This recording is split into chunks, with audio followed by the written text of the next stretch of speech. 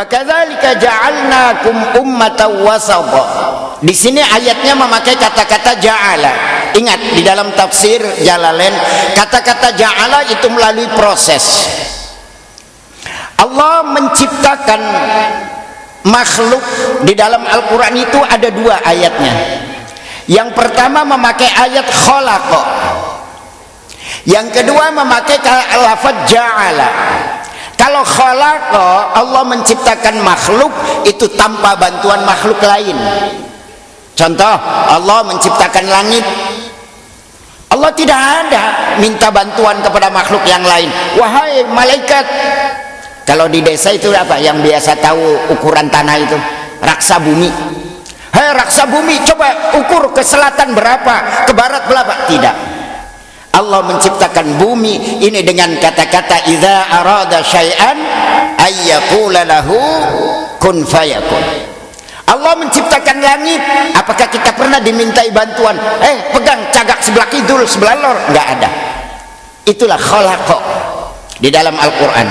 Tetapi kalau kata-kata ja'ala ini menandakan Allah akan menciptakan sesuatu, pasti akan ada kontribusi dari makhluk yang lain. Contoh, rumah tangga. Allah akan menjodohkan seorang lelaki dengan perempuan, itu padahal sudah ada takdirnya, sudah ada qada-qadarnya. Orang ini akan bertemu dengan wanita ini. Kenapa harus ada perantara? Istilahnya Pak, bahasa Indramayu, ada majomblang yang datang duluan, menanyakan, ketemu dulu, padahal itu sudah ada takdir dari sananya. Ini kata-kata khalaqa, ini kata-kata ja'ala. Maka di dalam surat Ar-Rum dikatakan wa min ayati an khalaqalakum min anfusikum azwajan litaskunu ilaiha wa ja'ala bainakum mawaddatan warahmah. Jadi seorang suami dan istri bisa harmonis, bisa menjaga dan menghasilkan produk yang bagus. Seringkali saya ulang-ulang, guru saya menceritakan tentang masalah rumah tangga. Orang akan rumah tangga itu bagaikan orang yang akan memegang satu perusahaan. Harus tahu pangsa pasarnya, harus tahu kebutuhan pasarnya, harus tahu kualitas produknya, harus tahu mesinnya, harus tahu apa yang dibutuhkan oleh kelancaran satu pabrik itu. Karena apa? Punten, pernah saya jelaskan, banyak sekarang ini orang yang rumah tangga produknya itu gagal. Kalau gagal di mana tempatnya? Lampu merah, rambutnya diabang-abang, pegangnya gitar, sekolah enggak, ngaji enggak, itu produk gagal Pak. Hati-hati. Mari kita produk-produk kita ini agar supaya pahalanya mengalir, ciptakan, jadikan anak-anak kita ini menjadi anak yang soleh. Inilah harapan kita. Yang ada tiga hal yang pahalanya tidak akan putus. Yang pertama adalah sedekah jariyah, yang kedua ilmu yang bermanfaat, yang ketiga adalah anak yang saleh. Rasulullah ditanya, bagaimanakah, seperti apakah anak yang saleh? Anak yang tidak lupa setiap waktu selalu mendoakan kedua orang tuanya, baik dengan lafaz yang sudah tertera di dalam Al-Quran, Rabbighfirli waliwalidayya warham huma kama rabbayani shaghira. Ingat sahabat Ali yang mengatakan, man tarakad du'a liwalidayhi dhaqal 'ish. Barang siapa yang lupa mendoakan kedua orang tua, Allah akan memberikan cobaan, susah hidupnya mencari ekonomi. Na'udzubillah min dzalik. Kenapa kita ini usaha ini gagal, usaha ini gagal? Coba kembali, orang tua pernahkah dikirimi doa? Ada yang bertanya lagi, apakah doa kita kepada orang tua itu akan sampai? Kalau doa kita kepada orang yang meninggal dunia tidak sampai, tidak akan menjadi rukun khutbah. Di dalam khutbah itu ada rukun yang harus khatib mendoakan kepada orang yang sudah meninggal dunia. Allahumma ighfir lil mu'minina wal mu'minat wal muslimina wal al ahya'i minhum wal amwat. Yang jadi khilaf itu adalah pembacaan Al-Quran. Ya, kalau doa pasti datang. Kalau membaca Al-Quran dikirimkan ke orang tua, itu khilaf dalam madzhabul arba'. Ya. Baik, kembali. Wa ja'alnakum wa kadzalika ja'alnakum ya Muhammad ummatan wasata. Allah memilih, menjadikan setelah proses, setelah beberapa cara memberikan syariat, agamanya Islam diberikan syariat, kemudian cara tauhidnya menganut kepada tauhid yang dibawa oleh Nabi Ibrahim alaihissalam, dijadikan umat Nabi Muhammad ini adalah umat yang pilihan. Jadi jangan kecil hati, Pak, umatnya Nabi Musa itu hebat sekali ibadahnya. Jangan kecil, kita ini umat pilihan, umurnya pendek tetapi pilihan, sholatnya singkat tetapi pilihan. Kayak kita disuruh sholat seperti sholatnya umatnya Nabi Musa, subhanallah, tidak akan kuat. Sebagaimana sudah digambarkan, kalau waktu Nabi Muhammad melaksanakan Isra dan Mi'raj, pertama kali yang menegur, yang memberitahu kepada Nabi Muhammad adalah Nabi Musa. Karena Nabi Musa termasuk Nabi yang gagal ingin menghadap kepada Allah Subhanahu wa ta'ala. Nabi Musa itu pernah, Pak, setelah diberikan kitab Taurat di Tursina, Jabal Tursina, di sana tiba-tiba ada suatu permintaan kepada Allah Subhanahu wa ta'ala. Ya Allah, kitab sudah saya terima, puasa saya sudah laksanakan 40 hari. Ada satu permintaan ya Rabb, mudah-mudahan engkau berkenan untuk mengabulkan. Permintaan apa Nabi Musa? Kata Nabi Musa, ya Allah, saya ingin melihat engkau. Dijawab spontan oleh Allah, qala lan tarani. Nabi Musa nggak bakalan bisa, subhanallah, nggak bakalan bisa. Walakin inzur ilal jabali fa in istaqarra makanahu sawfa tarani. Tetapi kamu Nabi Musa orang yang nurut, suruh puasa 40 hari, kamu melaksanakan puasa, suruh uzlah sendirian, kamu nurut, oke, akan saya turuti.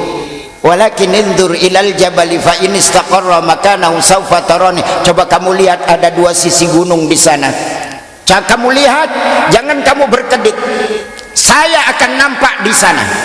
Setelah Allah Ta'ala di situ menampakkan, walaupun ulama-ulama di sini tidak ada yang mengatakan zatiyah, wallahu alam berbentuk apa. Falamma tajalla rabbuhu lil jabal dakka. Begitu Allah menuruti Nabi Musa untuk pengen melihat Allah, Allah di situ memperlihatkan, ternyata gunung itu meledak sehingga Nabi Musa pingsan.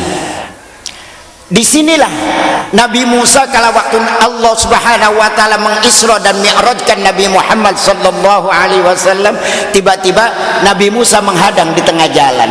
Begitu Nabi Muhammad habis menerima wahyu sholat, kemudian ditanya, dari mana wahai anak pamanku? Saya habis menghadap kepada Allah. Kamu bisa? Bisa. Kemudian dapat apa? Banyak sekali, diantaranya adalah sholat 50 kali. Kemudian Nabi Musa, Nabi Muhammad, kamu adalah orang yang bisa menghadap kepada Allah. Menghadaplah lagi. Karena apa? Saya sudah tahu bahwa umat kamu tidak akan kuat. Yang benar Nabi Musa, benar umat saya, bayangkan umurnya 900 tahun, 1000 tahun, tidak kuat untuk melaksanakan ibadah seperti itu. Balik lagi. Ya Allah, kata Nabi Musa, ada disampaikan kepada Nabi Muhammad, ya Allah, kata Nabi Musa, umatku tidak akan kuat ya Allah. Ya udah, Nabi Muhammad saya potong 5 sampai bolak-balik 9 kali. Pas waktunya 10 kali, Nabi Muhammad sudah tidak mau lagi. Kata Nabi Musa, Nabi Muhammad, mumpung bisa, mana amaning sepisan maning bae kurang anak lamun Nabi Muhammad gelem kapadu subuh bae ya. Sing rada abot ya. Nggak mau Nabi Musa, Nabi Muhammad. Akhirnya apa? Sudahlah, saya terima. Akhirnya apa? Man jaa bil hasanati falahu asyru amsalihha. Barang siapa yang melaksanakan sholat 5 waktu, maka pahalanya sama dengan 50 waktu. Subhanallah, hebatnya Nabi Muhammad, syariat yang dibawanya. Maka hadirin jamaah yang dimuliakan oleh Allah, ayat ini menandakan keistimewaan umat Nabi Muhammad sallallahu alaihi wasallam. Nabinya pilihan, umatnya juga pilihan, ummatan wasata. Kenapa? Ada misi. Kita semua ini ada misi, Pak. Apa misinya? Litakunu syuhada 'alan nas. Kita ini akan menjadi saksi di akhirat nanti.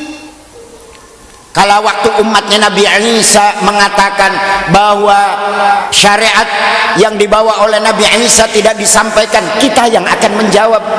Dikala waktu Nabi Nuh itu dipojokkan oleh umatnya, kenapa Nabi Nuh tidak berhasil berjuang 800 tahun tetapi tidak mendapatkan umat yang begitu banyak? Umat Nabi Nuh berkata di hadapan Allah, ya Allah, karena Nabi Nuh tidak menyampaikan risalahnya, kita yang akan mengkantor, kita yang akan menyaksikan. Bohong ya Rob, saya baca di dalam Al-Quran Nabi Nuh itu mengajak kepada umatnya, tetapi umatnya tidak mau untuk mengikuti Nabi Nuh. Maka disinilah keistimewaan kita akan menjadi saksi kelak di akhirat. Nah, maka di sini ada kata-kata ummatan wasata ay khiyaron adula, umat yang pilihan dan juga umat yang mengatakan apa adanya, adil. Subhanallah, di akhirat nanti kita ini akan menjadi saksi. Mudah-mudahan kalau di dunia saksi bisa dibuat-buat, tapi di akhirat insya Allah akan mengatakan sebenarnya sesuai dengan apa yang tertera di dalam Al-Quran. Wa yakuna ar-rasulu 'alaikum syahida. Begitu pula utusan-utusan yang lain itu akan bertanya, "Hai, kamu kan hidup di akhir zaman." Iya. Tapi kau tahu bahwa saya menyampaikan risalah kepada umatku. Kata umat Nabi Muhammad mengatakan apa? Saya kan baca di dalam Al-Quran, saya kan tahu di dalam Al-Quran bahwa umat masing-masing dari umat Nabi Adam sampai umat Nabi Syis kepada umat Isa ini tahu semua keterangan-keterangannya. Maka dengan demikian kita yang menjadi saksi dan disaksikan oleh Rasul-Rasul yang terdahulu. Insya Allah mudah-mudahan kita semuanya kelak di akhirat ini sesuai dengan ayat Allah menjadi umat yang paling utama, umat pilihan dari Allah Subhanahu wa ta'ala, sehingga kita pun akan menjadi saksi yang terbaik di hadapan Allah Subhanahu wa ta'ala.